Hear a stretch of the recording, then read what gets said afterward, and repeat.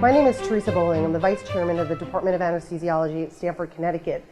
I'm also the Director of the Stamford School of Regional Anesthesia, which is a medical education seminar teaching ultrasound-guided nerve blocks, and more importantly, how to launch a successful nerve block program at your hospital.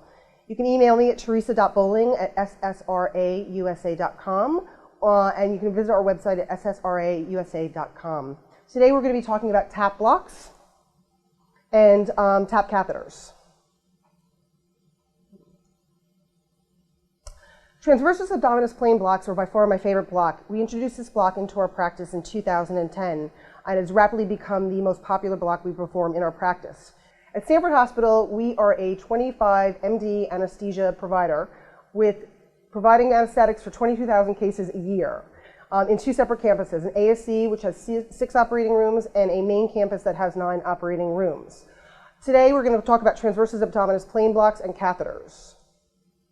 So what is a transversus abdominis plane block, otherwise known as TAP blocks? And actually at our hospital now, we affectionately, we say we're going to tap our patients, which I know could have more than one meaning, but that's what our surgeons like to say.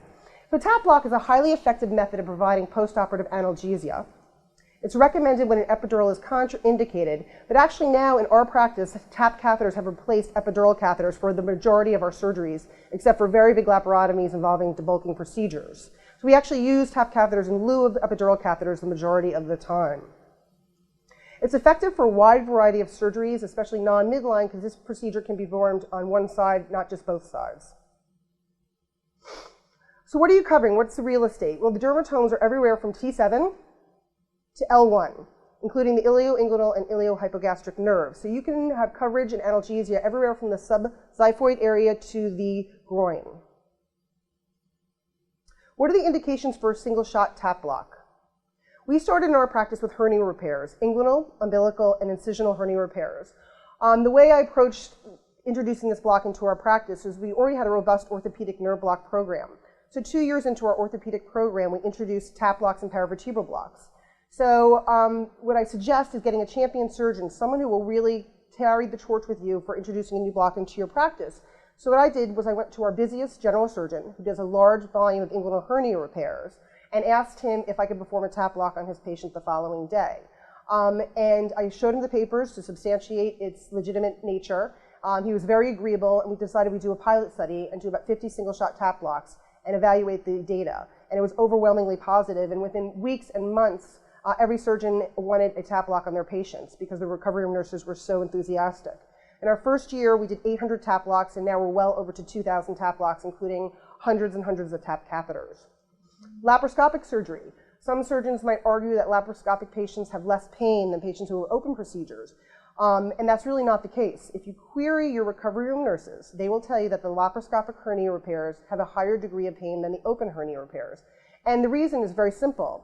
When you have an open hernia repair, at least at our institution, the surgeons will use copious amounts of local anesthetic in the wound. So these patients go to recovery room and they're fairly comfortable.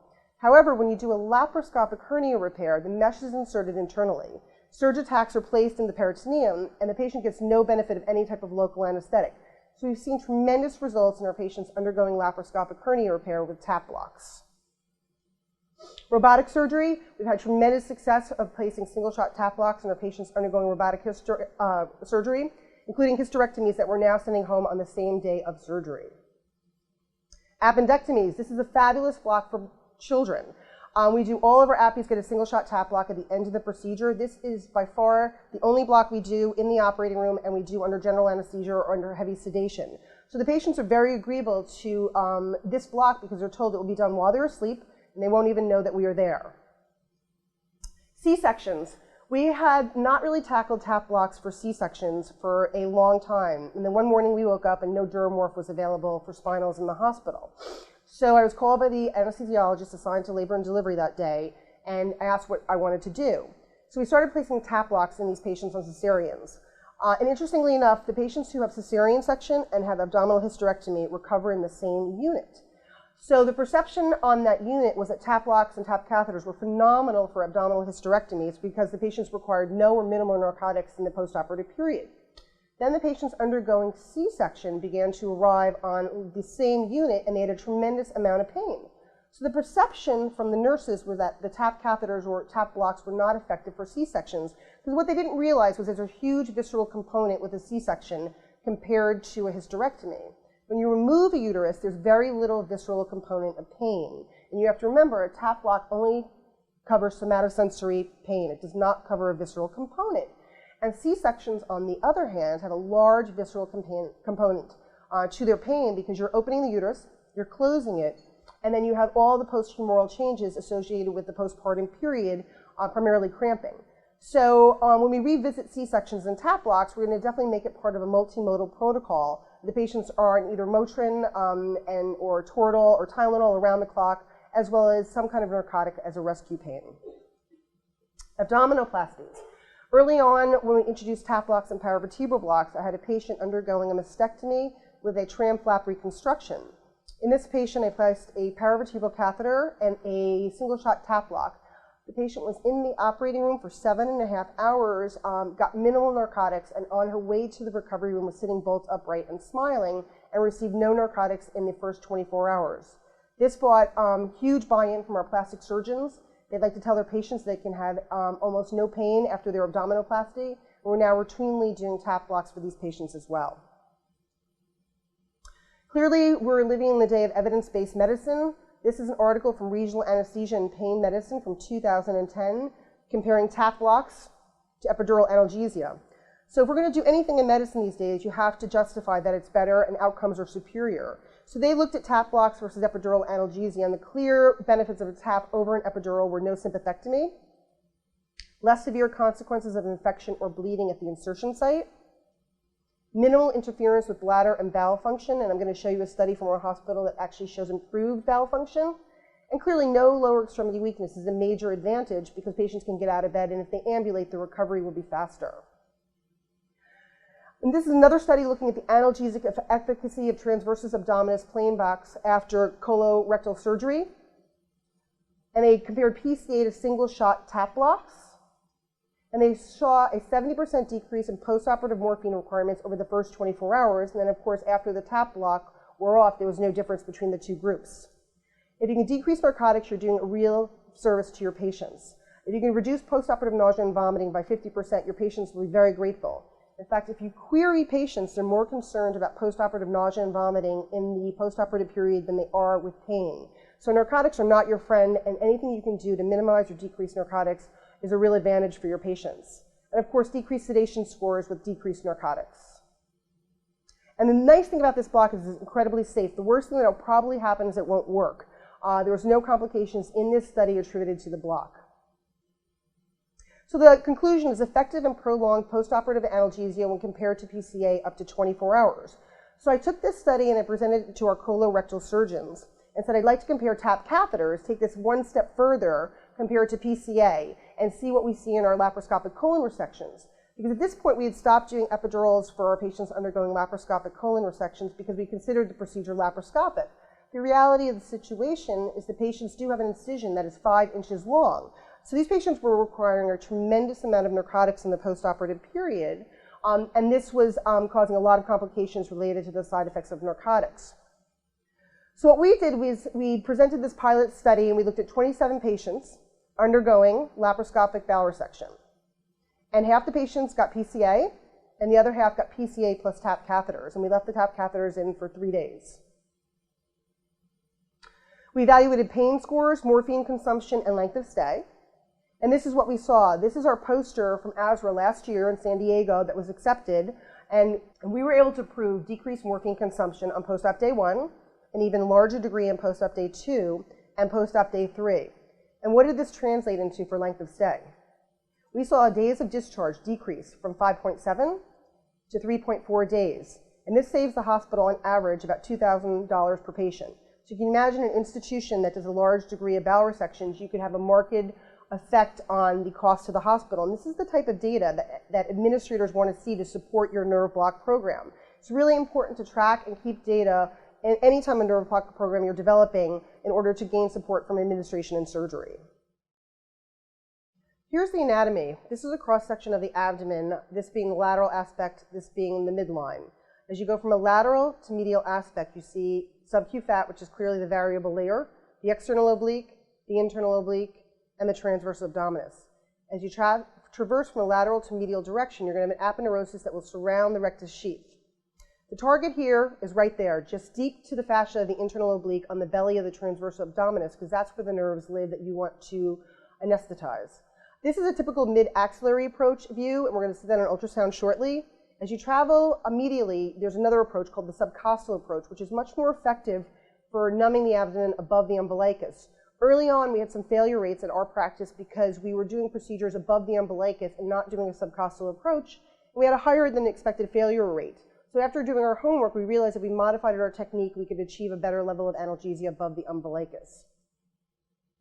Here's a gross anatomy slide looking at the nerves as they traverse the belly of the transversus abdominis, with the internal oblique filleted off here to the left.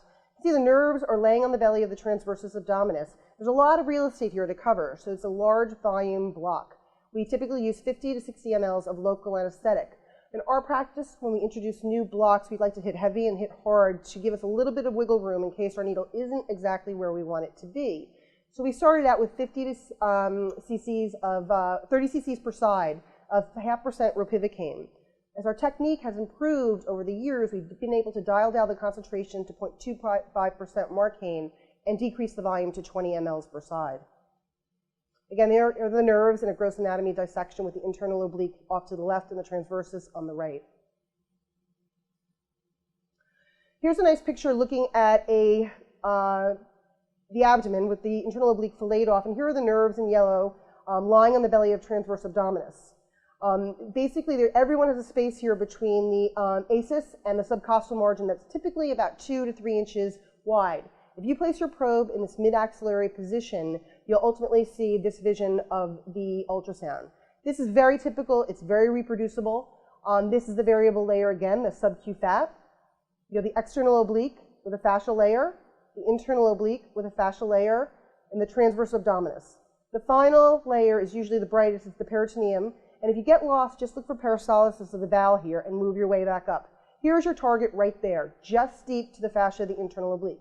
If you're above that fascia, you're not going to have a reliable or any block whatsoever. Interestingly enough, more often than not, I found myself down here. Especially in young, healthy patients, they can have a very dense fascial layer there. It's very hard to get the needle, especially a 2E needle, through that. So very often you have to use a lot of force to get through there, and you develop so much torque that you end up going right into the peritoneal cavity. We've never had a single complication. I believe that to be because it's similar to putting a spinal where the cauda equina is. The bowel is free floating, it's not a fixed structure, and it's surrounded by fluid. So my suspicion is the bowel just moves out of the way if a needle happens to pierce the peritoneum. Here's a slide showing local injection has already been infiltrated, and you see a pool of dark local anesthetic. Very often the needle is not visible all the time as you're doing this block. Unlike a nerve block in the neck or the groin where you have fixed location, this is in the abdomen, which is moving. Even if the patient's on a respirator, they're still going to have a respiratory rate of 8 or 10, so it's a moving target. So the needle very often comes in and out of plane. But the nice thing is once you inject the local anesthetic, very often the tip becomes very hyperechoic, and then you can move your needle and actually back it up a little bit and make sure you're really on the belly of the transversus and not in the belly of the transversus. Peter Hubbard described the subcostal tap block for achieving a higher level of analgesia above the umbilicus. And essentially, instead of putting the probe in the mid-axillary area, you put it in the subcostal area. And just hug the costal margin until you see 2 muscle layers. Here's a picture of a patient. This is the umbilicus, and this is the xiphoid. The head is here. And instead of putting the probe in the mid-axillary area, you put it subcostal, just hugging the costal margin. Your needle insertion site could be either medial or lateral. It really doesn't make a difference as long as you hit your target.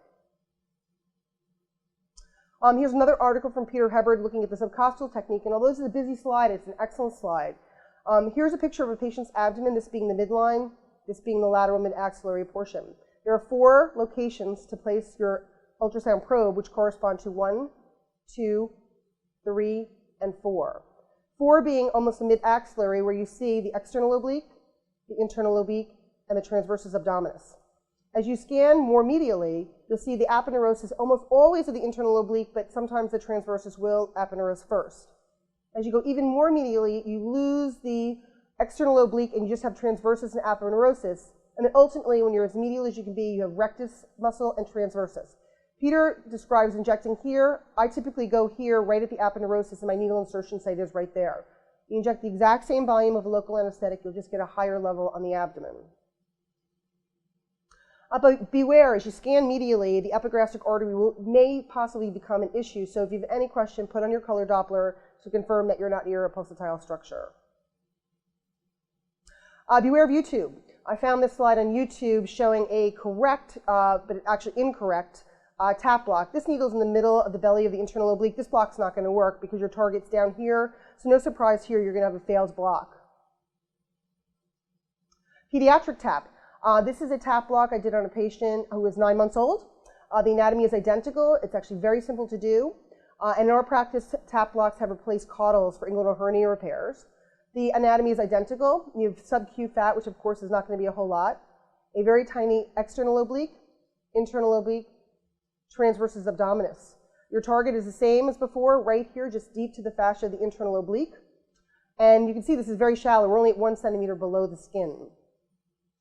And this is what it looked like after we injected the local anesthetic. You can see the needle here clearly, the tip of the needle, and the patient had great results in the recovery room. Here's some video of me doing a tap block. The needle's going to be coming in from this side. You can see it coming in and out of plane. You're going to feel a little puncture as you go through the fascia deep to the external oblique. My needle tip is right here. And hydrodissection is really your friend with this block. So when you're first starting this block, use normal saline to hydrodissect. And you can see I'm above the fascia there with a little local anesthetic. And I pushed it a little bit deeper. My needle tip is right here. And this is really characteristic of a very effective block. You can see my needle tip right here. You can see the muscle layer peeling off the fascia. And as I do this, I typically back up my needle to really ensure that I'm on the belly of the transversus abdominis and not in the belly of the transversus abdominis. And if you have video like this, you're going to have a spot-on block and excellent results. And again, the needle comes in and out of plane. And again, the tip becomes very hyperechoic as you inject local anesthetic.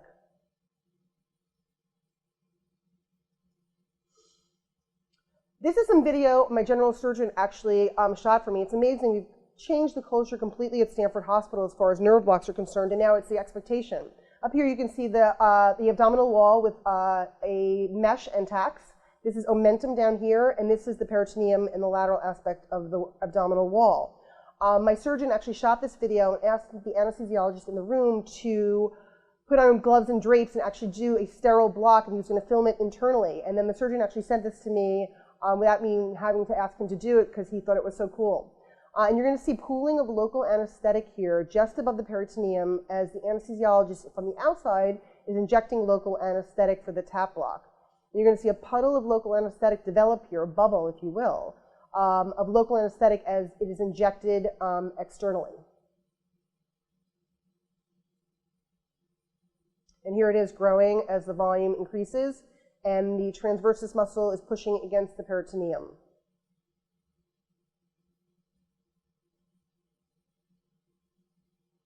Tap catheters.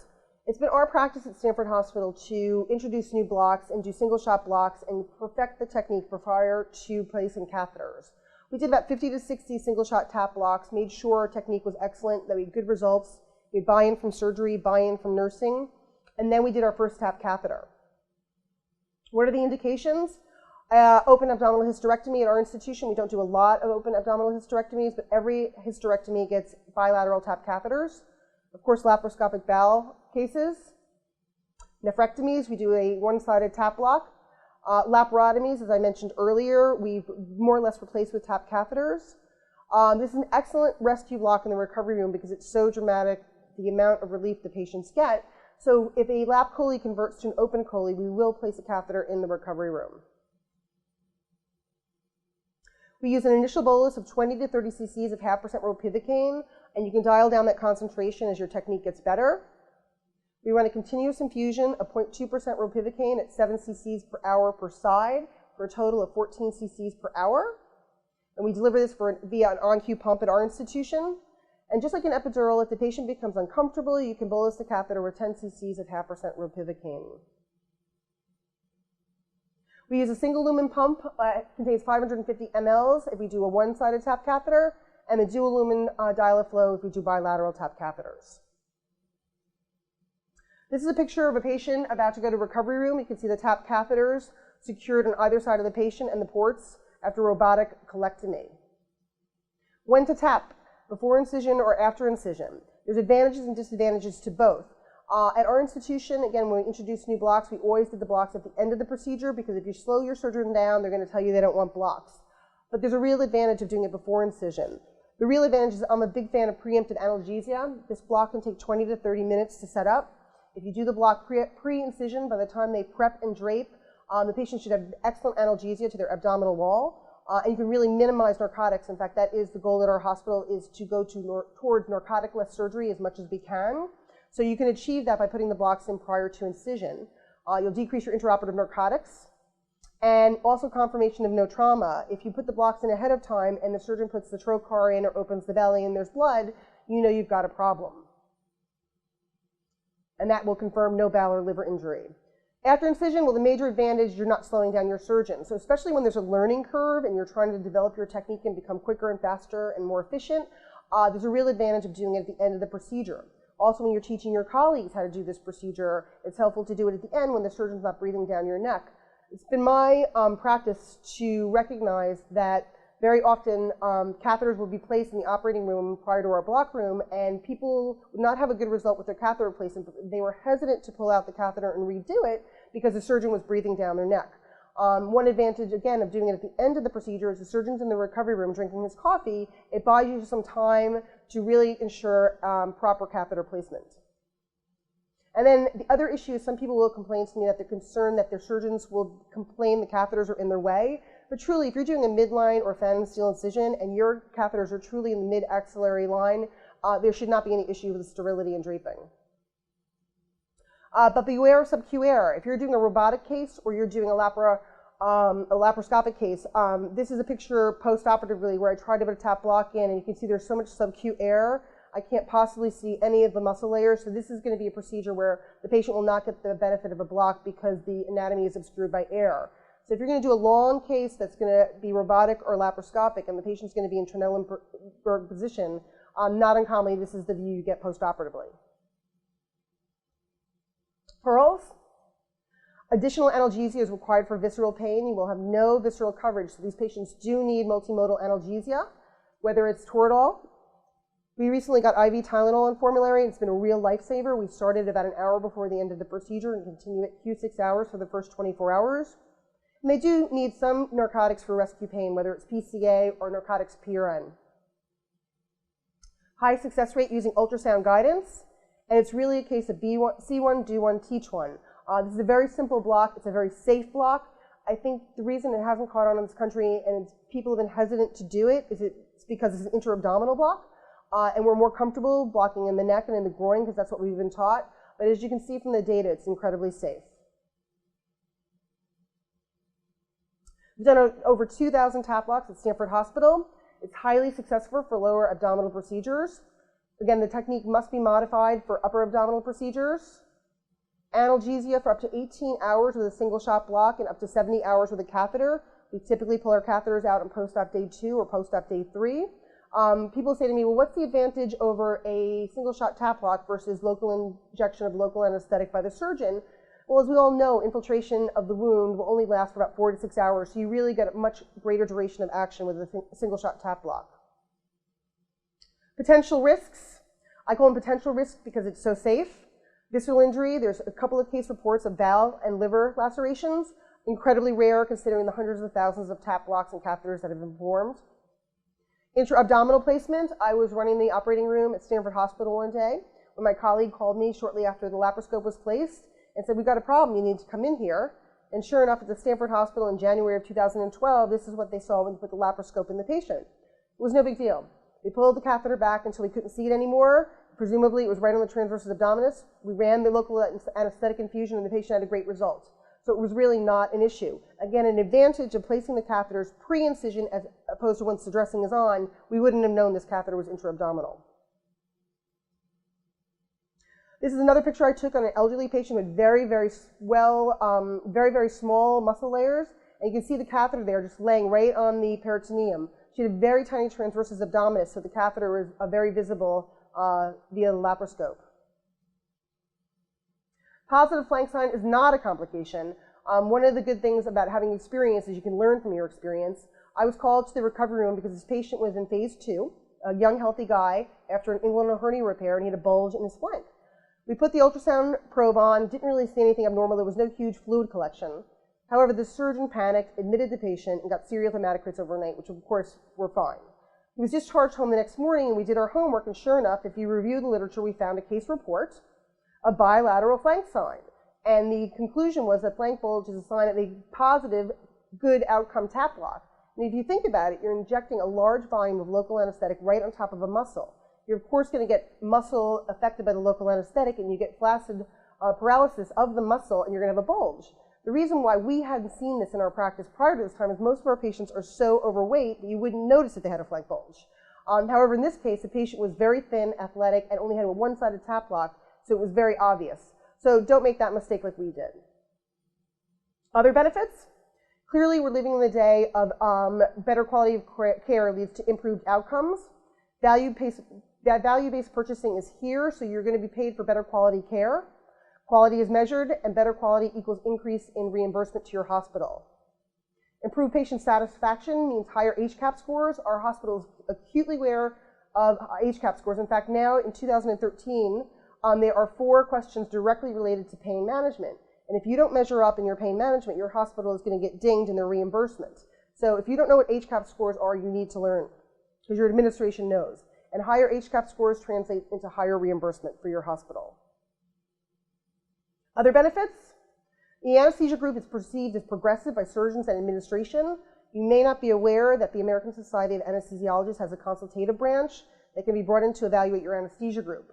We had a very egregious chief medical officer several years ago that basically decimated our radiology department, outsourced our emergency room department, and we were the next target.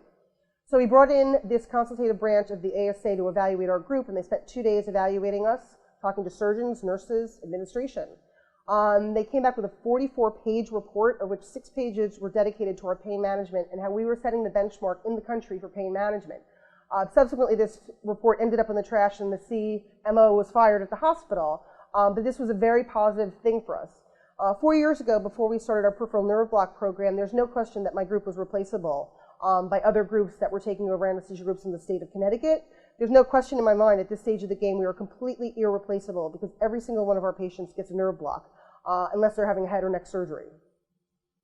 Competitive edge in the local market. I live in Fairfield County, Connecticut, which is a very high-end market.